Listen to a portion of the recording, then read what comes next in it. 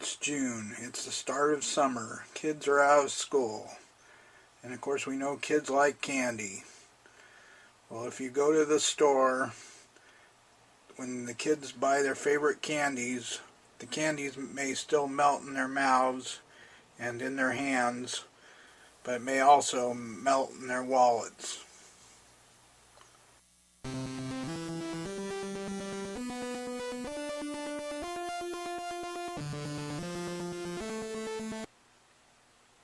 In most states, they have a state income tax.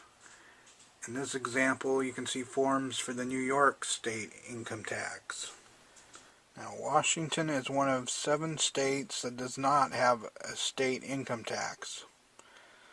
So, in order to make money from taxes, they rely heavily on sales taxes.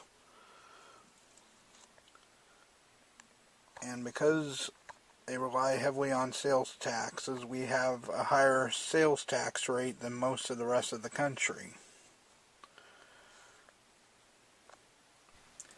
Now, Washington State, like many other states in this country, has been affected pretty hard by the recession, and a lot of high-ticket items, like the ones seen here, are not selling as much, and they're not generating as much sales tax for the state.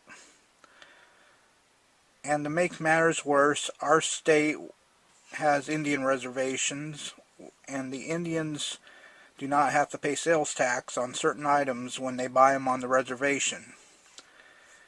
And also, many food items are already exempt from tax, from sales taxes, and soon people from Vancouver, British Columbia can come down here and buy stuff without paying sales tax here in Washington, which doesn't make much sense, but that's the way the law is written.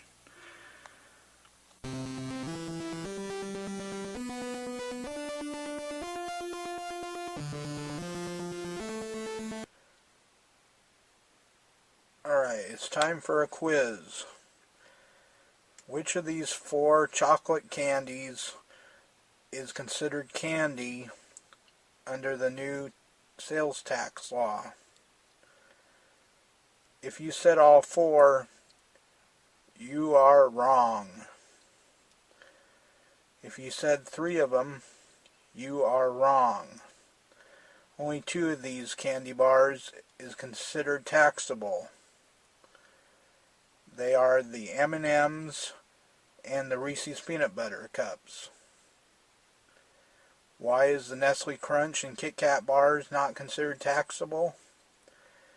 Because there is an exception to the rule that if the candy bar has to be refrigerated or if it contains flour, then it is not taxable. Since Nestle Crunch lists rice flour as an ingredient, it is considered not taxable. And Kit Kat contains wheat flour, so it also is not considered taxable. Is it confusing for you? That sounds pretty confusing to me. Okay, so now we have a fun-sized bag of Nestle Crunch and a single bar serving of Nestle Crunch. Now, which one do you think these 2 are exempt? Well, the answer is they both are, though the state's website actually lists that this one is taxable. It is incorrect. It is not taxable. Fred Meyer, where I purchased it, did the right thing, and they did not charge sales tax for it, even though it says taxable on the website. And with about 10,000 items approximately on the list of candy, it is so confusing that the state has no right to be sitting here deciding which candies should be taxed and which ones shouldn't, using definitions of what flour is or isn't. It's just wrong, and they need to repeal this candy tax immediately. Now, the candy tax does not just apply only to candy. It applies to baking chips like you see here, and also to other items such as gum, sweetened popcorn, breath mints, sweetened nuts, fruit snacks, energy bars, protein bars, cotton candy, and licorice. But remember, if it's refrigerated or if it contains flour, it is not taxed.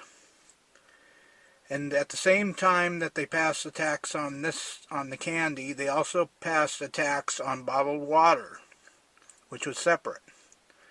But that one will be repealed in a few years, possibly. So when our Governor Christine Gregoire and her people passed this tax, they passed it on the assumption that these are discretionary products, meaning that they're products that are not necessities. Well, bottled water, that right there could be argued is not a discretionary product, that it is a necessity. Where I work, sometimes it gets hot and I drink a lot of water. But yet they want to tax the bottled water. And when they passed this, they were trying to close tax loopholes, but like I mentioned earlier, they kind of came up with this weird definition of what candy is. They created more loopholes than the ones that they closed. And what's worse is that they knew that the candy people would be angry about this, so now they're giving a B&O tax credit of $1,000 per employee to people who work at candy stores. I mean, like I said before, this tax needs to be repealed. And this is Nate from the Nathan's Road in Washington blog, and that ends this segment.